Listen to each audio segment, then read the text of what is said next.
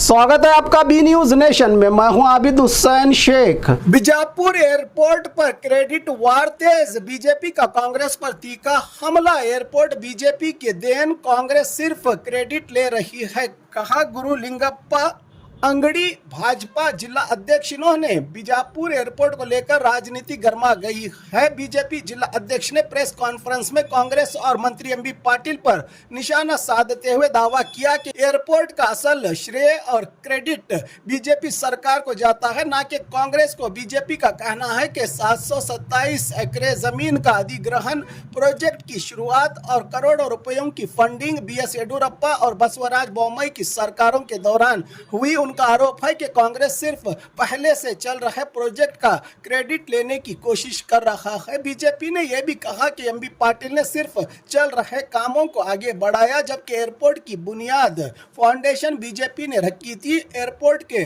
Credit को लेकर BJP और कांग्रेस के बीच राजनीतिक बयानबाजियों का सिलसिला इन दिनों जोरों पर चल रहा है। बीजापुर का सबसे बड़ा investment opportunity, Jamuna Nagar premium यानी लेआउट की बुकिंग शुरू। सोलापुर बेंगलुरु हाईवे के पास केजीपी फुल यानी KIADB industrial area, prime location, town planning approved layout और फाइनल सीसी अप्रूवल के बाद बैंक से भी मिलेगी। खरीदी के बाद आपको सहूलत, CC road, water, electricity, UGD, garden और ओपन जिम जैसी मॉडर्न सहूलियात के साथ रजिस्ट्रेशन और कंस्ट्रक्शन के लिए रेडी प्लॉट्स। आज ही बुकिंग कीजिए और शानदार ऑफर्स का फायदा उठाइए। जमुना नगर, आज का इन्वेस्टमेंट, कल का बेहतरीन फ्यूचर। ಇವತ್ತು ಪತ್ರಿಕಾಗೋಷ್ಠಿಯನ್ನು ಕರೆದ ಉದ್ದೇಶ, ನಿನ್ನೆಯ ಪತ್ರಿಕೆಗಳಲ್ಲಿ ಬಿಜಾಪುರ ಜಿಲ್ಲೆಯ ಕಾಂಗ್ರೆಸ್ಸಿನ ನಾಯಕರು ಮೊನ್ನೆಯ ದಿನ ಪತ್ರಿಕಾಗೋಷ್ಠಿ ಮಾಡಿ ವಿಜಯಪುರದ ವಿಮಾನ ನಿಲ್ದಾಣವನ್ನು ಇದು ಕಾಂಗ್ರೆಸ್ಸಿನ ಕೊಡುಗೆ, ಉಸ್ತುವಾರಿ ಮಂತ್ರಿಗಳಂಥ ಎಂ.ಬಿ. ಪಾಟೀಲರ ಭಗೀರಥ ಪ್ರಯತ್ನದಿಂದ ಆಗಿದೆ, ಇಲ್ಲ ಅಂದರೆ ಇದು ಬಾರಾಕಮನ ಆಗ್ತಿತ್ತು ಅಂತಕ್ಕಂಥ ಏನು ಪತ್ರಿಕಾಗೋಷ್ಠಿ ಹೇಳಿಕೆ ಅದ, ಅದನ್ನು ನೋಡಿದಾಗ ಒಬ್ಬ ಜವಾಬ್ದಾರಿ ಭಾರತೀಯ ಜನತಾ ಜಿಲ್ಲಾಧ್ಯಕ್ಷನಾಗಿ ನನಗೂ ಕೂಡ ನೋವಾಯಿತು. ಇದು ವಿಜಯಪುರ ಜಿಲ್ಲೆಯ ಭಾಳಷ್ಟು ಜನರಿಗೂ ಕೂಡ ನೋವಾಗಿದೆ. ಯಾಕಂದ್ರೆ ವಿಜಯಪುರ ವಿಮಾನ ನಿಲ್ದಾಣ 2009ರಲ್ಲಿ ವಿಜಯಪುರ ತಾಲೂಕಿನ ಬುರ್ನಾಪುರ ಇರ್ಬೋದು, ಅಲಿಯಾಬಾದ್ ಇರ್ಬೋದು, ಮಧುಬಾಮಿ ಗ್ರಾಮಗಳ ವ್ಯಾಪ್ತಿಯಲ್ಲಿ ಸುಮಾರು 727 ಎಕರೆ ಜಮೀನನ್ನು ಖರೀದಿ ಮಾಡ್ತಕ್ಕಂಥದ್ದು, ಅದನ್ನು ಭೂ ಸ್ವಾಧೀನ ಮಾಡ್ತಕ್ಕಂಥದ್ದು. ಇದನ್ನು ಯಾರು ಮಾಡಿದರು? ಇದರಲ್ಲಿ ಕಾಂಗ್ರೆಸ್ಸಿನ ಏನು ಪ್ರಯತ್ನ ಇತ್ತು? ಈ 727 ಎಕರೆ ಜಮೀನು ಖರೀದಿ ಮಾಡಿ ಭೂ ಸ್ವಾಧೀನ ಮಾಡೋ ಪ್ರಕ್ರಿಯೆಯಲ್ಲಿ ಬಿಜಾಪುರ ಉಸ್ತುವಾರಿ ಮಂತ್ರಿ ಎಂ.ಬಿ. ಪಾಟೀಲರ ಪಾತ್ರ ಏನದ ಅಂತಕ್ಕಂಥದ್ದನ್ನು ನಾನು ಕೇಳಬೇಕಾಗೈತಿ. ಅವತ್ತು 2009ರಲ್ಲಿ ಭಾರತೀಯ ಜನತಾ ಪಕ್ಷ ಸರ್ಕಾರ ಇತ್ತು. ಬಿ.ಎಸ್. ಯಡಿಯೂರಪ್ಪನವರು ಮುಖ್ಯಮಂತ್ರಿ ಇದ್ದಾಗ 727 ಎಕರೆ ಜಮೀನನ್ನು ಖರೀದಿ ಮಾಡಿ ಭೂ ಸ್ವಾಧೀನ ಮಾಡಿದ ಕೊಡುಗೆ ಅದು ಭಗೀರಥ ಪ್ರಯತ್ನ. ಅಂದರೆ ಅದು ಭಾರತೀಯ ಜನತಾ ಪಕ್ಷದ್ದು, ಬಿ.ಎಸ್. ಯಡಿಯೂರಪ್ಪನವ್ರದ್ದು ಅಂತ ಹೇಳಕ್ಕೆ ಇಚ್ಛಪಡ್ತೀವಿ. ಅವತ್ತು ನಗರ ಶಾಸಕರ ನಮ್ಮ ಅಪ್ಪ ಸಾಹೇಬ್ ಪಟ್ಟಣ ಶೆಟ್ಟಿ ಇದ್ದರು. ಅವತ್ತು ಮುಂದೆ 2008ರಿಂದ 2013ವರೆಗೆ ಭಾರತೀಯ ಜನತಾ ಪಕ್ಷ ಸರ್ಕಾರದಲ್ಲಿ 727 ಎಕರೆ ಜಮೀನು ಭೂ ಸ್ವಾಧೀನ ಆಯಿತು. ಮುಂದೆ 2013ರಿಂದ ತಾವು ಬಂದ್ರಿ, ಕಾಂಗ್ರೆಸ್ ಸರ್ಕಾರ ಇತ್ತು. 5 ವರ್ಷ ತಮ್ಮ ಆಡಳಿತದಲ್ಲಿ ಏನು ನೀವು ವಿಮಾನ ನಿಲ್ದಾಣ ಬಗ್ಗೆ ಭಗೀರಥ ಪ್ರಯತ್ನ ಮಾಡಿದ್ರಿ. ಮುಂದೆ 2018 ಕೂಡ ಮತ್ತೆ ತಾವು JDS ಅಲಯನ್ಸ್ನೊಂದಿಗೆ ಅಧಿಕಾರದಲ್ಲಿದ್ದಿರಿ 1 ವರ್ಷ. ಅವಾಗೇನು ನೀವು ಭಗೀರಥ ಪ್ರಯತ್ನ ಮಾಡಿರಿ ವಿಮಾನ ನಿಲ್ದಾಣಕ್ಕಾಗಿ? ಯಾವಾಗ ಮತ್ತೆ ಬಿ.ಎಸ್. ಯಡಿಯೂರಪ್ಪನವರು ಮುಖ್ಯಮಂತ್ರಿ ಆದರು, ಅವತ್ತೇ ಅದಕ್ಕೆ ಸುಮಾರು 222 ಕೋಟಿ ರೂಗಳನ್ನು ಮೀಸಲಿಟ್ಟು ATR 72 ವಿಮಾನಗಳ ಹಗಲು ಕಾರ್ಯಾಚರಣೆ ಮಂಜೂರಾಯ್ತಾಯಿತು, ಅನುದಾನವನ್ನು ಕೂಡ ಕೊಟ್ಟರು. ಮುಂದೆ ಅದು ATR 72ದಿಂದ ಏರ್ಬಸ್ 320 ವಿಮಾನಗಳ ಹಗಲ ಕಾರ್ಯಾಚರಣೆ ಕೈಗೊಳ್ಳಲು ಬೊಮ್ಮಾಯಿ ಅವರು ಮುಖ್ಯಮಂತ್ರಿ ಇದ್ದಾಗ ಅದಕ್ಕೆ 125 ಕೋಟಿ ರೂಪಾಯಿ ಕೊಟ್ಟರು. ಟೋಟಲಿ 347 92 ಕೋಟಿ ಕೊಟ್ಟದ್ದು ಯಾರು ಇದ್ರೆ ಅದು ಬೊಮ್ಮಾಯಿ ಅವರು, ಭಾರತೀಯ ಜನತಾ ಪಕ್ಷ ಸರ್ಕಾರ. ಈಗ ತಾವು ಹೇಳ್ತಾ ಇರೋದು ಇದು ಭಾರತೀಯ ಜನತಾ ಪಕ್ಷದ ಕೊಡುಗೆ, ಇದು ಭಾರತೀಯ ಜನತಾ ಪಕ್ಷದ ನಾಯಕರ ಭಗೀರಥ ಪ್ರಯತ್ನದಾಗೈತಿ. ಆದರೆ MB ಪಾಲ್ಡ್ರ್ ಇದಕ್ಕೆ ನೀವು MB ಪಾಲ್ಡ್ರ್ ಭಗೀರಥ ಪ್ರಯತ್ನ, MB ಪಾಲ್ಡ್ರ್ ಭಗೀರಥ ಅಂತಕ್ಕಂಥದ್ದು ಎಷ್ಟು ಸಮಂಜಸ ಅಂತಕ್ಕಂಥದ್ದನ್ನು ನಾನು ಕೇಳಬೇಕಾಕೈತಿ. ನೀರಾವರಿ ವಿಷಯದಲ್ಲೂ ಕೂಡ ಇದೇ ರೀತಿ ಕ್ರೆಡಿಟ್ ತೊಗೊಂಡ್ರು ನೀವು. ಬಿಜಾಪುರ ಜಿಲ್ಲೆಗೆ ನೀರಾವರಿ ಸುಮಾರು ನೀವು 60 ವರ್ಷ ಆದರೂ ನಿಮ್ಮಲ್ಲಿ ನೀರಾವರಿ ಮಾಡೋಕ್ಕಾಗಿರಲಿಲ್ಲ. ಯಾವಾಗ BS ಯಡಿಯೂರಪ್ಪನವರು ಮುಖ್ಯಮಂತ್ರಿ ಆದರು 108 ಕೆರೆ ತುಂಬ ಯೋಜನೆಯನ್ನು ಚಾಲನೆ ಕೊಟ್ಟಿರ್ತೇಸಿಂದ ಬಿಜಾಪುರ ಜಿಲ್ಲೆ ನೀರಾವರಿ ಆಗೈತಿ. ಕಾಂಗ್ರೆಸ್ ಸರ್ಕಾರದಲ್ಲಿ ಪ್ರಸ್ತಾವನೆ ಹೋಗಿತ್ತು. ಆ ಸಂದರ್ಭದಲ್ಲಿ ಆ ಕಾಂಗ್ರೆಸ್ ಸರ್ಕಾರದ ಅವಧಿಯಲ್ಲಿ ಈ ಪ್ರಾಜೆಕ್ಟಿಗೆ, ಈ ಕೆರೆ ತುಂಬ ಯೋಜನೆಗೆ ಇದು ಅವೈಜ್ಞಾನಿಕ ಅಂತಕ್ಕಂಥದ್ದು ಹೇಳಿ ರಿಜೆಕ್ಟ್ ಮಾಡಿದ್ದು ಕಾಂಗ್ರೆಸ್ ಸರ್ಕಾರ. ಅದೇ ಪ್ರಾಜೆಕ್ಟನ್ನು ಯಡಿಯೂರಪ್ಪನವರು ಅದು ಸಾಧ್ಯ ಮಾಡಿ ತೋರಿಸಿದ್ರು. ಕುಡಿನೀರಿಗೆ ಅಂತಕ್ಕಂಥ ಪ್ರಾಜೆಕ್ಟ್ ಇಟ್ಟು ಅದನ್ನು ಕಾರ್ಯಾರಂಭ ಮಾಡಿ ಇವತ್ತೇನೇ ಕೆರೆ ತುಂಬ ಯೋಜನೆ ಇರ್ಬೋದು, ನೀರಾವರಿ ಯೋಜನೆ ಅವರೇ ಚಾಲನೆ ಕೊಟ್ಟರು. ಮುಂದಿನ ದಿನಮಾನದಲ್ಲಿ ನೀವೇನು ಹೇಳಿದ್ರಿ, 50,000 ಕೋಟಿ ಪ್ರತಿ ವರ್ಷ ಇಡ್ತದೆ ಅಂತೇಳಿ ನೀವು ನಮ್ಮ ನಡೆ ಪ್ರಶ್ನೆ ಕಡೆಗೆ ಅಂದ್ರಿ. ಪ್ರತಿ ವರ್ಷವೂ 50,000 ಕೋಟಿ ಕೊಟ್ರೇನು? ನೀವು ಅವತ್ತು ಮಾತನಾಡಿದ ಹಾಗೆ 50,000 ಕೊಟ್ಟಿದ್ರಂದ್ರೆ ಬಿಜಾಪುರ ಜಿಲ್ಲೆಯಲ್ಲಿ ಈ ಪರಿಸ್ಥಿತಿ ಇರ್ತಿರ್ಲಿಲ್ಲ. ಇವತ್ತೇನಾಗ್ಯದಂದ್ರೆ ಒಂದು ಬ್ಯಾರಲ್ನಲ್ಲಿ ಒಂದು 10 ಜನ ದಿನನಿತ್ಯ ಬಳಕೆ ಮಾಡ್ತಕ್ಕಂಥ 10 ಜನ ಮನೆಯೊಳಗೆ ಅದೀವಂದ್ರೆ 50 ಜನ ಮನೆಗೆ ಬಂದಾಗ ಒಂದು ಬ್ಯಾರಲ್ ನೀರು ಸಾಕಾಗೋದಿಲ್ಲ. ಈಗೇನಾಗೈತಿ, 519 ಮೀಟ್ರ್ ವಾಟರ್ ಸ್ಟೋರೇಜ್ ಆಲ್ಮಟ್ಟಿ ಒಳಗೆ ಅದನ್ನು 524 ಮೀಟ್ರ್ ಏರಿಸ್ಬೇಕಲ್ಲ, ವಾಟರ್ ಸ್ಟೋರೇಜ್ ಹೆಚ್ಚು ಮಾಡಬೇಕಲ್ಲ. ಕಾಲುಗಳನ್ನು ಸಾಕಷ್ಟು ಆಗಿವೆ. ನೀವು 50,000 ಕೋಟಿ ಪ್ರತಿ ವರ್ಷ ಕೊಟ್ಟಿದ್ರಿ ಅಂದರೆ ಆ 524 ಮೀಟ್ರ್ ಸ್ಟೋರೇಜ್ ಆಗ್ತಕ್ಕ ಏನು ವ್ಯವಸ್ಥೆಗೆ ರೈತರ ಭೂಮಿಗಳಿಗೆ ಹಣ ಕೊಡೋದಿರ್ಬೋದು ಎಲ್ಲ ಆಗ್ತಿತ್ತು. ಆದರೆ ನೀವು ಮಾಡಲೇ ಇಲ್ಲ. ಇವತ್ತು ಕೋರ್ಟ್ ಆದೇಶ ಮಾಡಿದೆ, ಒಂದು ರೈತಿಗೆ 60 ಲಕ್ಷ 70 ಲಕ್ಷ ಅವಾರ್ಡ್ ಆಗಿದೆ, ಅದು ಕೊಡೋಕ್ಕಾಗ್ತಾ ಇಲ್ಲ. ಅಲ್ಲಿ ನೀವು ಬಿಡದಿ ರೈತರಿಗೆ 2 ಕೋಟಿ ಕೊಡ್ತಂತ ಹೇಳಿರಿ. ಈ ನಮ್ಮ ಉತ್ತರ ಕರ್ನಾಟಕ ಇರ್ಬೋದು, ವಿಜಯಪುರ ಜಿಲ್ಲೆಯ ರೈತರು ನಿಮಗೇನು ಮಾಡಿದ್ದಾರೆ? ಬಿಜಾಪುರ ಜಿಲ್ಲೆಯ ರಾಜಕಾರಣಿಗಳು, ಕಾಂಗ್ರೆಸ್ ನಾಯಕರು ಇವತ್ತು ಏನು ಮಾಡೋಕೈತೀರಿ ಅಂತಕ್ಕಂಥದ್ದನ್ನು ನಾವು ಕೇಳಬೇಕಾಗೈತಿ. ಇವತ್ತು ರೈತರಿಗೆ ಪೇಮೆಂಟ್ ಹೇಳಿದ್ರಿ 40 ಲಕ್ಷ 30 ಲಕ್ಷ ಏನೋ ಹೇಳಿದ್ರಿ, ಒಬ್ಬರಿಗೆ ರೈತರಿಗೆ ಪೇಮೆಂಟ್ ಕೊಡ್ತಾ ಇಲ್ಲ. ಇವತ್ತು ಆ ವಕೀಲರೆಲ್ಲ ಇವತ್ತು ಕೋರ್ಟ್ ಮೂಲಕ ಇಲಾಖೆಯನ್ನು ಹರಾಜು ಹಾಕಕೈತಾರೆ. ಇವತ್ತು ಅಂದರೆ ಇಲಾಖೆಗಳ ಕಾಂಗ್ರೆಸ್ ಸರ್ಕಾರದ ಅವಧಿಯಲ್ಲಿ ಇಲಾಖೆಗಳು ಹರಾಜು ಹಾಕುವಂಥ ವಾತಾವರಣ ಕೆಟ್ಟಾಗೈತೆ ಅಂದ್ರೆ ಕಾಂಗ್ರೆಸ್ ಸರ್ಕಾರ ಹರಾಜಿನ ಪರಿಸ್ಥಿತಿಯಲ್ಲಿ ಇದೆ ಅಂತಕ್ಕಂಥದ್ದು. ಇದರಿಂದ ಈಗ ಹೇಳ್ತೀರಿ ನೀವು ಭಾರಾಕಮನಾಗಿ, ಏನು ಭಾರಾಕಮನ್? ರಾಜ್ಯವನ್ನೇ ಭಾರಾಕಮನ ಮಾಡಿಬಿಟ್ರಿ ನೀವು. ಇವತ್ತು ಬಿಜಾಪುರ ಜಿಲ್ಲೆಯಲ್ಲಿ ಯಾವುದಾದ್ರೂ ಒಂದು ರಸ್ತೆ ಸರಿಯಾಗಿದೆಯಾ? ರಾಜ್ಯ ಸರ್ಕಾರ ಸಂಬಂಧಪಟ್ಟಂಥ ರಸ್ತೆ. ನಾನು ಮೊನ್ನೆ ನಿಂಬಾಳಕ್ಕೆ ಹೋಗಿದ್ದೆ. ಆ ನಿಂಬಾಳದಲ್ಲಿ ಹೋಗುವ ಸಂದರ್ಭದಲ್ಲಿ ರೋಡುಗಳ ಒಂದು ಗುಂಡಿಗಳು ನೋಡಿದಾಗ ಆ ಊರಿನವ್ರು ನನ್ನ ಗಾಡಿ ತರಬಿಸಿ ಮಾತನಾಡಿದರು, ಏನಿದು ಗುಂಡಿಗಳು, ಏನು ಈ ರೀತಿ ಗುಂಡಿಗಳದಾವ, ನಾವು ಇದನ್ನು ರಸ್ತೆಯನ್ನೇ ನಾವು ತೆಗಿತೀವಿ ಅಂತಕ್ಕಂಥ ವಾತಾವರಣ ಅವ್ರ ಬಾಯಿಂದ ಬಂತು. ಇದೇ ರೀತಿ ರಾಜ್ಯದಲ್ಲೆಲ್ಲ ವಿಶೇಷ ವಿಜಯಪುರದಲ್ಲಿ ಕೂಡ ಎಲ್ಲ ಮತಕ್ಷೇತ್ರದ ಉಸ್ತುವಾರಿ ಮಂತ್ರಿ ಹಿಡ್ಕೊಂಡು ಎಲ್ಲ ಮತಕ್ಷೇತ್ರ ರೋಡ್ಗಳು ಹಾಳಾಗ್ಯಾವ. ಅದ್ರ ಕಡೆ ಗಮನ ಇಲ್ಲ. ಅದೆಲ್ಲ ಬಿಡ್ರಿ. ನೀವೇನಾದರೂ ನೀರಾವರಿಗೇನು ಭಗೀರಥ ಅನಿಸ್ಕೊಂಡ್ರಿ, ಅದು ಭಗೀರಥ, ಅದು ಭಾರತೀಯ ಜನತಾ ಪಕ್ಷ ಮುಂದುವರೆದ ಕಾರ್ಯಕ್ರಮ ಮಾಡಿದಿರಿ. ಇದು ಕೂಡ ವಿಮಾನ ನಿಲ್ದಾಣ ಕೂಡ ಭಾರತೀಯ ಜನತಾ ಪಕ್ಷದ ಕೊಡುಗೆ ಅದ. ಇದನ್ನು ಮುಂದುವರೆದ ಕೆಲಸ ನೀವು ಮಾಡಿದಿರಿ. ಆದರೆ ನಾವೇ ಭಗೀರಥ ಅಂತಕ್ಕಂಥ ಹೇಳಿಕೆ ಅಷ್ಟು ಹಾಸ್ಯಾಸ್ಪದ ಹೇಳಿಕೆ ಅಂತೇಳಿ ನಾನು ಹೇಳಕ್ಕೆ ಇಚ್ಛೆಪಡ್ತೀನಿ. ಇದ್ರ ಕ್ರೆಡಿಟ್ ಯಾರಿಗೆ ಹೋಗ್ಬೇಕಂದ್ರೆ ಇದು ಮುಖ್ಯವಾಗಿ BS ಯಡಿಯೂರಪ್ಪನವ್ರಿಗೆ ಈ ವಿಮಾನ ನಿಲ್ದಾಣ ಕೊಡುಗೆ ಹೋಗ್ತೈತಿ, ನೀರಾವರಿ ಕೊಡುಗೆ ಅವ್ರಿಗೆ ಹೋಗ್ತೈತಿ. ತದನಂತರ ಬೊಮ್ಮಾಯಿ ಅವರಿಗೆ, ಒಂದು ರಮೇಶ್ ಜಿಗಜಿಣಗಿ ಸಾಹೇಬರು ಇವತ್ತೇನಾಗ್ಯದ ಅಂದ್ರೆ ಇದು ಪ್ರಾಜೆಕ್ಟ್ ಮುಗಿದದ್ದು ಇವು ತಮ್ಮ ಅವಧಿಯಲ್ಲೇ ಭಾರತೀಯ ಜನತಾ ಸರ್ಕಾರ ಇದ್ದಾಗ ಯಡಿಯೂರಪ್ಪನವ್ರು ಮುಖ್ಯಮಂತ್ರಿ ಇದ್ದಾಗ 2ನೇ ಅವಧಿಗೆ ಬಂದೇ ಆ ಪ್ರಾಜೆಕ್ಟನ್ನು ಮುಗಿಸಿದ್ರು. ಯಾವ ರೀತಿ ಮನೆಯನ್ನು ಖರೀದಿ ಮಾಡಿ, ಜಾಗ ಖರೀದಿ ಮಾಡಿ, ಮನೆ ಕಟ್ಟಿ, ಮನೆ ಕೀಲಿ ಹಾಕಿ ಕೊಟ್ಟರೆ ಅವ್ರಿಗೆ ಓಪನಿಂಗ್ ಸಲಿಂದ.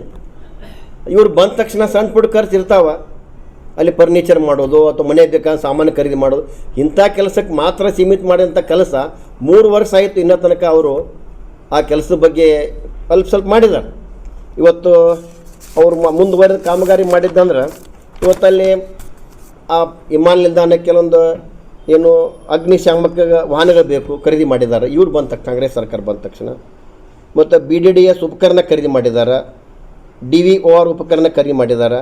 ಆ ರಾಷ್ಟ್ರೀಯ ಹೆದ್ದಾರಿಗಳ 50ಕ್ಕೆ ಸಂಬಂಧಪಟ್ಟಂಗೆ ವಿಮಾನ ಹೋಗಲಿಕ್ಕೆ ರಸ್ತೆಗಳಿಗೆ ಭೂ ಸ್ವಾಧೀನ ಪುರಕರಿಲ್ಲದಾಗ ಇನ್ನೂ ಕೆಲಸ ಏನು ಪ್ರಾರಂಭ ಆಗಿಲ್ಲ. ಈ ರೀತಿ ಅದು ಅದರ ಪ್ರಾಬ್ಲಮ್ ಏನಾಗಿತ್ತಂದ್ರೆ ಕೇಂದ್ರ ಸರ್ಕಾರ ಪರಿಸರ ಇಲಾಖೆಯಿಂದ ಏನಿದೆ ವಿಮಾನ ನಿಲ್ದಾಣ ಪ್ರಾರಂಭ ಆಯಿತು, ಆವಾಗ ಪರಿಸರ ಇಲಾಖೆಯಿಂದ NOC ಪಡೆದುಕೊಳ್ಬೇಕಾಗಿತ್ತು. ಆಗ ಅವತ್ತಿನ ದಿನ NOCಗೆ ಅಪ್ಲಿಕೇಶನ್ ಕೊಟ್ಟಿದ್ದಾರೆ, ಆದರೆ ಕಾರ್ಯಕ್ರಮ ಚಲೋ ಮಾಡಿಬಿಟ್ಟಿದೆ. ಒಂದೇ ಉಲ್ಲಂಘನೆ ಅಂತಕ್ಕಂಥ ಒಂದೇ ಕಾರಣ ಇದರಿಂದ ಅದು ಪ್ರಾಜೆಕ್ಟ್ ಆಗಿತ್ತು. ಇದು ಹೈಕೋರ್ಟಿಂದ ಸುಪ್ರೀಂ ಕೋರ್ಟಿಂದ ಕ್ಲಿಯರ್ ಆಗೈತೆ. ಅದೀಗ ಇಲ್ಲಿ ನಮ್ಮ ಸಂಸದರು ಜಿಗಜಿನಿ ಸಾಹೇಬರು ಇವತ್ತು ಅಲ್ಲೇ ಕೇಂದ್ರದಲ್ಲಿ ಅಧಿವೇಶನ ನಡೆದದ, ಸಂಬಂಧಪಟ್ಟಂಥ ಎಲ್ಲರಿಗೆ ಭೇಟಿಯಾಗಿ ಅದು 2-3 ತಿಂಗಳು ಅದನ್ನು ಕ್ಲಿಯರ್ ಮಾಡಿ ವಿಮಾನ ಹಾರ್ತಕ್ಕಂಥ ವ್ಯವಸ್ಥೆ ಮಾಡ್ತಕ್ಕಂಥ ಪ್ರಯತ್ನ ಮಾಡ್ತಾ ಇದ್ದಾರೆ. ಅದನ್ನು ಕೇಟನ್ನು ತೆಗೆದುಕೊಳ್ತಕ್ಕಂಥ ಏನು ಪ್ರಯತ್ನ ಮಾಡ್ತಾಯಿದ್ರಿ ಅದು ಸಾಧ್ಯ ಇಲ್ಲ ಅಂತಕ್ಕಂಥದ್ದು. 29/7/2025 ಸರ್ವೋಚ್ಚ ಕ್ಲಿಯರ್ ಆಗೈತಿ. ಅದು ಇಷ್ಟೆಲ್ಲ ಆಯ್ತು. ಇದಕ್ಕೆ ಮುಖ್ಯವಾಗಿ ಇನ್ನು ಈ ಕೊಡುಗೆ ಅಂದಾಗ ಇವತ್ತು ಗೋವಿಂದ ಕಾರಜೋಳ ಸಾಹೇಬರು PWD ಮಂತ್ರಿ ಇದ್ದಾಗ ಅವರು ಕೂಡ ಇದಕ್ಕೆ ಭಾಳಷ್ಟು ಪ್ರಯತ್ನ ಮಾಡಿ ಇವತ್ತು ಈ ವಿಮಾನ ನಿಲ್ದಾಣಕ್ಕೆ ಅವರು ಕೊಡುಗೆ ಕೊಡೋದು ಅವರಿಗೂ ಕೂಡ ಇವತ್ತು ನಾವು ಅದರ ಒಂದು ಕ್ರೆಡಿಟನ್ನು ಅವರ ಒಂದು ನಾವು ಕೊಡಬೇಕಾಗೈತೆ. ಆದರೆ ಇದು MB ಪಾಲ್ಡ್ರಿಗೆ ಭಗೀರಥ ಅಂತಕ್ಕಂಥ ಹೆಸರಿಡಾಕೈತೆ ರೀ. ನೀರಾವರಿ ಯೋಜನೆ ಒಳಗೂ ಆಯಿತು, ಇವತ್ತಿನ ವಿಮಾನ ನಿಲ್ದಾಣದಾಗ ಆಯಿತು, ಅವರು ಭಗೀರಥ ಪ್ರಯತ್ನ ಮಾಡೋಕ್ಕಾಗಿಲ್ಲ. ಅವರು ಮುಂದುವರೆದ ಕಾಮಗಾರಿಗಳನ್ನು ಮಾಡಿದ್ದಾರೆ ಅಂತಕ್ಕಂಥ ಸ್ಪಷ್ಟತೆಯನ್ನು ಕೊಟ್ಟು ನನ್ನ ಮುಂದೆ ನಾನು ಈ ಪತ್ರಿಕಾಗೋಷ್ಠಿಯನ್ನು ಮುಗಿಸ್ತೇನೆ. ಅದು ಸಾಕಷ್ಟು ಸಮಸ್ಯೆಗಳಿದಾವೆ. ರೈಲ್ವೆ ಇಲಾಖೆ ಅಂಡರ್ ಬ್ರಿಡ್ಜ್ ಒಂದು ಅಲ್ಲಿ ವಜ್ರನಗುಡಿಯಲ್ಲಿ ಅಂಥ ಕೆಲಸಗಳಿದಾವೆ. ಸಾಕಷ್ಟು ಕೆಲಸ ಮಾಡೋದು ಬಿಟ್ಟು ಈ ಪತ್ರಿಕಾಗೋಷ್ಠಿಯನ್ನು ಮಾಡೋ ಅವಶ್ಯಕತೆ ಇರಲಿಲ್ಲ. ಇದು ಹಾಸ್ಯಾಸ್ಪದ ಅನ್ನುವಂಗೆ ವಾತಾವರಣ. ಇವತ್ತು ನೀವು MB ಪಾಲ್ಡ್ರ ಹೆಸರು ಕಾಂಗ್ರೆಸ್ ನಾಯಕರು ಪತ್ರಿಕಾಗೋಷ್ಠಿ ಮಾಡಿ ಆ MB ಪಾಲ್ಡ್ರಿಗೆ ನೀವು ಅವಮಾನ ಮಾಡ್ತೀರ ಅನ್ನುವಂಗೆ ಆಗೈತಿ ಪತ್ರಿಕಾಗೋಷ್ಠಿ. ಸರ್, ಬಸನಗೌಡ ಪಾಟೀಲ್ ವಿಮಾನ ನಿಲ್ದಾಣ ಮಾಡುವಾಗ ಬಸನಗೌಡ ಪಾಟೀಲ್ ಯತ್ನಾಳರು BJP ಶಾಸಕರಾಗಿದ್ದರೆ ಅವ್ರಿಗೆ ಕೊಡುಗೆ BJP ಶಾಸಕರಿದ್ದಾಗ ಮಾತ್ರ ಅವ್ರಿಗೆ ಕೊಡುಗೆ ಅದ. ಇವತ್ತು ಅವ್ರಿಗೆ ಕೊಡುಗೆ ಸಲ್ಲಂಗಿಲ್ಲ. ಅದು ಪಕ್ಷೇತರ ಶಾಸಕರು ಅದಾರಲ್ಲ, ಆ ವಿಮಾನ ನಿಲ್ದಾಣದ ಕೊಡುಗೆ ಭಾರತೀಯ ಜನತಾ ಪಕ್ಷ ಯಾವ ಕೊಡುಗೆಗಳು ಅವ್ರು ಇರೋದಿಲ್ಲ ಇವತ್ತು.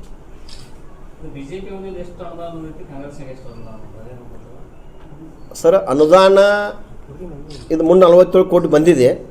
ಹೆಚ್ಚುವರಿಯಾಗಿ ಈಗ ನೈಟ್ ಲ್ಯಾಂಡಿಂಗ್ ಸಲಿಂದ ಅವ್ರ ಪ್ರಾಜೆಕ್ಟನ್ನು ಇವತ್ತು ಪ್ರಕ್ರಿಯೆದಾಗ ಕೆಲಸ ಮುಗಿದಿಲ್ಲ. ಅವರು ಪ್ರಕ್ರಿಯೆದ ಅವ್ರು ಆದ ತಕ್ಷಣ ಇವೆಲ್ಲ ಏನಿಲ್ಲ, ಏನು ಬೇಕು ಎಕ್ಸ್ಟ್ರಾ ವರ್ಕ್ಗಳಿಗಾಗಿ ಅನುದಾನವನ್ನು ಮೀಸಲಿಟ್ಟು ಮಾಡಿದ್ದಾರೆ ಅವರು. ಇನ್ನು ಪ್ರಕ್ರಿಯೆದಾವೆಲ್ಲ ಪ್ರೊಸೆಸ್ ಏನು ಅದಾವೆ. ಅದು ವಿಮಾನ ನಿಲ್ದಾಣ ಸ್ಟಾರ್ಟ್ ಆಗಲಿಕ್ಕೆ ಡೇ ಲ್ಯಾಂಡ್ ಆಗಿ ಡೇ ಏನು ಪ್ರಕ್ರಿಯೆ ಮಾಡೋಕ್ಕೆ ಎಲ್ಲ ರೀತಿ ರೆಡಿ ಅದ. ಮುಂದೆ ಹೆಚ್ಚುವರಿ ಮಾಡ್ಬೇಕಂತ ಅವ್ರು ತಮ್ಮದೇ ಆದಂಥ ಪ್ಲ್ಯಾನ್ ಅದಾವೆ. ಅದಕ್ಕೆ ಆದಂಥ ಏನು ಮನಿ ಓಪನಿಂಗ್ ಮಾಡಿದ ತಕ್ಷಣ ಏನು ಅವ್ರಿಗೆ ಬೇಕಾಗ್ಬೋದು, ಅವು ನೀವು ಯಾವ ರೀತಿ ಬೇಕು ಆ ರೀತಿ ಅದು ಪ್ರಿಪ್ರೇಷನ್ ಮಾಡ್ಕೊಳಕೈತಾರೆ. ಅದಕ್ಕೆ ಬಗ್ಗೆ ನಾನು ಆ ವಿಷಯದಲ್ಲಿ ನಾನು ಅವ್ರ ಬಗ್ಗೆ ನಾನು ಕೆಟ್ಟ ಮಾತಾಡಕ್ಕೆ ಹೋಗೋದಿಲ್ಲ. ಕೆಲಸ ಪ್ರಾರಂಭ ಯಾರು ಮಾಡಿದರು? ಇವು ಕಾಂಗ್ರೆಸ್ ನೋಡ್ರಿ, ಕಾಂಗ್ರೆಸ್ದ ಶಾಸಕರಿಗೆ ಮಂತ್ರಿಗಳಿಗೆ ಇಂಥ ಹೊಸ ಹೊಸ ಯೋಜನೆಗಳು ತಲೆಯಾಗ ಓಡೋದಿಲ್ಲ ಅವ್ರಿಗೆ. ಯಾಕೆಲ್ಲ ಶ್ರೀಮಂತರ ಮಕ್ಕಳು ಅಲ್ಲಿ ರಾಜ್ಯ ವೈಭವದಿಂದ ಬಂದಂಥವ್ರು ಅಲ್ಲಿ ಮಂತ್ರಿಗಳು ಇರ್ತಾರೆ, MLAಗಳು ಇರ್ತಾರೆ.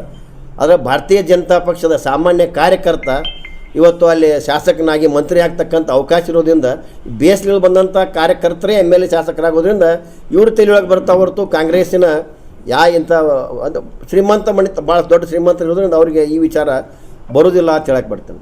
ಈ ಕೊಡುಗೆ ಏನಾರಿದ್ರೆ ಭಾರತೀಯ ಜನತಾ ಪಕ್ಷದ ಕಾರ್ಯಕರ್ತರು ಕೂಡ ವಿಮಾನ ನಿಲ್ದಾಣದ ಕೊಡುಗೆಯನ್ನು ಕೊಡೋಕ್ಕೆ ಇಚ್ಛೆ ಪಡ್ತೀವಿ. ಸರ್, ಈಗ ಇನ್ನೊಂದು ರಾಜ್ಯದಲ್ಲಿ ಬರ ಐತಿ. ಈಗ ಪ್ರಧಾನಮಂತ್ರಿ ಕಿಸಾನ್ ಸಮ್ಮಾನ್ ಯೋಜನೆ ಏನಿತ್ತು ಅದು ಅವಧಿ ಮುಗಿಯಕ್ಕೆ ಬಂದಿತ್ತು. ಅದನ್ನು ಮತ್ತೆ 2030 ವಿಸ್ತರಣೆ ಮಾಡಿ 5 ವರ್ಷ. ಹೌದು, ಪ್ರಧಾನಮಂತ್ರಿ ನರೇಂದ್ರ ಮೋದಿ ಅವರು ಮತ್ತು ಸಂಸದಲ್ಲಿ ಅನುಮೋದನೆ ಆಗ್ಯದ. ಹೌದು ರೀ. ಈ ಬಗ್ಗೆ ಏನು ಅಂತ ಈಗ ಅದು ನಮ್ಮ ನರೇಂದ್ರ ಮೋದಿ ಅವರು, ದೇಶದ ಹೆಮ್ಮೆ ಪ್ರಧಾನಮಂತ್ರಿ ನರೇಂದ್ರ ಮೋದಿ ಅವರು ರೈತರ ಬಗ್ಗೆ ಕಾಳಜಿ ಇದೆ ಅವ್ರಿಗೆ. ಆದ್ದರಿಂದ ಅದು ಮಾಡಿದ್ದಾರೆ. ಇವ್ರು ಏನು ಮಾಡಕತ್ತಾರೆ ಇವತ್ತು? ನಮ್ಮ ಮುಖ್ಯಮಂತ್ರಿ DK ಶಿವಕುಮಾರ್ ಅವರು ಇಲ್ಲಿ ರಾಜ್ಯದಲ್ಲಿ ಹಾಹಾಕಾರ ಇದೆ, ಮಳೆ ಆಗಿಲ್ಲ, ಇಲ್ಲಿ ಬರಗಾಲ ಆವರಿಸಿದೆ, ಇಲ್ಲಿ KPSL ಕೂಡ ಸಾಕಷ್ಟು ಕೆಟ್ಟ ಹೀನಾಯ ಪರಿಸ್ಥಿತಿ ಅದ. ಇಲ್ಲಿ ಇಂಥ ಎಲ್ಲರ ಮಧ್ಯೆ ಡೆಲ್ಲಿಗೆ ಹೋಗಿ ಇವತ್ತು ನೀವು ನಮ್ಮ ಅಲ್ಲಿ ಹೋಗಿ ಹೋರಾಟ ಮಾಡ್ತೀರಿ ಅಂತ ಎಂಥ ನಾಚಿಕೆಗೇಡಿ ಸಂಗತಿ ಅಂತಕ್ಕಂಥದ್ದನ್ನು ನಾನು ಹೇಳೋಕ್ಕೆ ಇಚ್ಛೆಪಡ್ತೀನಿ. ಇಲ್ಲಿ ನೀರಾವರಿ, ಇಲ್ಲಿ ಕೆರೆ ತುಂಬೋ ಯೋಜನೆ, ಇವತ್ತು ಯಾವ ಕೆರೆಗಳಿಗೆ ನೀರಿಲ್ಲ ನೋಡಿರಿ. ಬಿಜಾಪುರ ಜಿಲ್ಲೆಗೆ ಆಲ್ಮಟ್ಟಿಯಲ್ಲಿ ವಾಟರ್ ಸ್ಟೋರೇಜ್ ಆಗೋದು 123 TMC ಸ್ಟೋರ್ ಆಗ್ತೈತೆ. ಈಗ ಮೊನ್ನೆ ಮಳೆ ಆಗಿ ಇಲ್ಲಿ ನಮ್ಮ ಬಿಜಾಪುರ ಜಿಲ್ಲೆ ಮಳೆ ಆಗಿಲ್ಲ, ಅಲ್ಲಿ 95 TMC ನೀರು ಸ್ಟೋರೇಜ್ ಆಗೈತಿ. ನಾನು ಸಾಕಷ್ಟು ಜವಾಬ್ದಾರಿ ಜಿಲ್ಲಾ ಅಧ್ಯಕ್ಷನಾಗಿ ಆಲ್ಮಟ್ಟಿಗೆ ಹೋಗಿ SC ಜೋಡಿ ಮಾತಾಡಿ ಆ ನೀರು ಬಿಡ್ಲಿಕ್ಕೆ ಸಾಕಷ್ಟು ಪ್ರಯತ್ನ ಮಾಡಿದೆವು. ಕೊನೆಗೆ SK ಬೆಳ್ಳೂಬಿ ಅವ್ರ ನೇತೃತ್ವದಲ್ಲಿ ನಾವು 2-3 ಸಾವಿರ ರೈತರನ್ನು ಕೂಡಿಸಿ ನಾವೇ ಅದನ್ನು ಇನ್ನು ಸ್ಟಾರ್ಟ್ ಮಾಡ್ತೀವಿ, ಬಟನ್ ಚಲೋ ಮಾಡ್ತೀವಿ ಹೋಗಿ ಅಲ್ಲಿ KBJ ಇಲಾಖೆ ಮುಂದೆ ಹೋರಾಟ ಮಾಡಿದೆವು. ಹೋರಾಟ ಮಾಡಿದಾಗ ಅವ್ರಿಗೆ 2 hours ಟೈಮ್ ಕೊಟ್ಟಿದ್ದೆವು. ನೀವು 2 ತಾಸಿನಲ್ಲಿ ಕಾಲುವೆಗೆ ನೀರು ಬಿಡದೇ ಹೋದರೆ ನಾವೇ ರೈತರಿಗೆ ಅದನ್ನು ನಾವು ಬಟನ್ ಒತ್ತಿ ಚಲೋ ಮಾಡ್ತೀವಿ ಅಂತೇಳಿ ಒಂದು ವಾತಾವರಣ ಕೆಟ್ಟದಾಗ ಅವಾಗ ಎಚ್ಚೆತ್ಕೊಂಡ್ರು ಅವರು. ಅವಾಗ ಕಾಲುವೆಗೆ ನೀರು ಬಿಡ್ತಕ್ಕಂಥ ಪ್ರಯತ್ನ ಮಾಡಿದರು. ಒಂದು ವಿಷಯ ಹೇಳ್ತೀನಿ ನಿಮಗೆ, ಈ ಕಾಲುವೆಗಳಿಗೆ ನೀರು ಹರಿಬೇಕಂದ್ರೆ ಸ್ವಚ್ಛ ಇರಬೇಕು. ಈಗ ಆ ಕಾಲುವೆಗಳಲ್ಲಿ ಕಸ ಮೊನ್ನೆ ನೀರು ಬಿಡುತ್ತಂಗೆ ಯಾವಾಗ ಮಾಡಬೇಕು, ಅದನ್ನು ಕಾಲುವೆ ಯಾವಾಗ ಕ್ಲೀನ್ ಮಾಡಬೇಕು, ಟೆಂಡರ್ ಯಾವಾಗ ಕರಿಬೇಕು, ಯಾವಾಗ ಕ್ಲೀನ್ ಮಾಡಬೇಕು. ಆ ಕಾಲುವೆಗೆ ನೀರು ಬಿಡೋದಕ್ಕಿಂತ ಪೂರ್ವದಲ್ಲಿನ 4-5 ತಿಂಗಳು ನೀರೇ ಇರೋದಿಲ್ಲ ಅದಕ್ಕೆ ಬೇಸಿಗೆಯಲ್ಲಿ ಕ್ಲೀನ್ ಮಾಡಬೇಕಾದಂಥ ಸರ್ಕಾರ ಎಂಥ ನಾಚಿಕೆಗೇಡಿ ಸರ್ಕಾರದ ಅಂದ್ರೆ ಇನ್ನೂ ಕ್ಲೀನ್ ಮಾಡಲೇ ಇಲ್ಲ. ನೀರನ್ನು ಚಲೋ ಮಾಡಿ ಅನಿವಾರ್ಯ ಚಲೋ ಮಾಡಿದರು. ಅದಕ್ಕೊಂದು 40 ಕೋಟಿ ದುಡ್ಡು ಬಂದಿದೆ ಅಂತ ಹೇಳಿದಾರೆ ನನಗೆ. ಕಡೆ ಸಲ 80 ಕೋಟಿ ಬಂದಿತ್ತು, ಖರ್ಚು ಮಾಡಿದ್ವಿ ಅಂತ ಹೇಳ್ತಾರೆ. 40 ಕೋಟಿ ಬಂದ ಅಂತ ಹೇಳ್ತಾರೆ. ಈ ಕಾಲುವೆಗೆ ನೀರು ಬಿಟ್ಬಿಟ್ರಿ. ಈಗ ಯಾರು ಕೇಳೋರು ಅವ್ರಿಗೆ? ಸರ್ಕಾರ ಲೂಟಿ ಮಾಡ್ತಕ್ಕಂಥ ಕೆಲಸಕ್ಕೆ ಹೆಸರಿಗೆ ಅದು ಕಾಲುವೆ ನೀರು ಹರಿದು ಬಿಡ್ತೈತಿ. ಕ್ಲೀನ್ ಮಾಡೋ ಪ್ರಶ್ನೆಗೆ ಬರಲ್ಲ, ಅಲ್ಲಿ ಮುಗಿದು ಹೋಗ್ತೀನ ನೀರು ಹರ್ಕೋತ ಹೋಗ್ಬಿಡ್ತೈತಿ. ಈ ರೀತಿ ಸರ್ಕಾರ ಈ ಜನರ ತೆರಿಗೆ ಹಣವನ್ನು ತಿಂದು ನೀರು ಕುಡಿತಾ ಇದೆ ಅಂತಕ್ಕಂಥ ಆರೋಪವನ್ನು ಕೂಡ ಮಾಡ್ತಾಯಿದ್ದೀನಿ. ಇನ್ನೊಂದು ವಿಷಯ, ಬಿಜಾಪುರ ಜಿಲ್ಲೆ ಕೃಷಿ ಪ್ರಧಾನವಾದ ಜಿಲ್ಲೆ. ನನಗೆ ಗೊತ್ತಿದ್ದ ಹಾಗೆ ಯಾವುದೇ ಸರ್ಕಾರ ಇಲ್ಲಿ ಕೃಷಿ ಮಂತ್ರಿ ಇಲ್ಲಿ ಬರ್ತಕ್ಕಂಥದ್ದು ಹೆಚ್ಚು ಇಂಪಾರ್ಟೆಂಟ್ ಕೊಡ್ತಕ್ಕಂಥದ್ದು ಐತಿ. ಆದರೆ ಕಳೆದ 3 ವರ್ಷದಿಂದ ಇಲ್ಲೇ ಕೃಷಿ ಮಂತ್ರಿ ಚಲುವರಾಯಸ್ವಾಮಿ ಒಂದು ಸಲನೂ ಬರಲಿಲ್ಲ ಸರ್. ಇದು ಯಾವ ನ್ಯಾಯ? ಇಲ್ಲಿ ಕೃಷಿ ರೈತರ ಸಮಸ್ಯೆಗೆ ಏನು ಸ್ಪಂದಿಸ್ತಾರೆ ಇವರು? ಇಂಥವೆಲ್ಲ ಮಂತ್ರಿಗಳಾದ್ರಂದ್ರೆ ಈ ರಾಜ್ಯದ ಪರಿಸ್ಥಿತಿ, ರೈತರ ಪರಿಸ್ಥಿತಿ ಅಧೋಗತಿಗೆ ಹೋಗ್ತಿರ್ತಕ್ಕಂಥ ಒಂದನ್ನು ಹೇಳಕ್ಕೆ ಇಚ್ಛೆಪಡ್ತೀನಿ. और ख़बरों के लिए देखते रहिए बी न्यूज़ नेशन।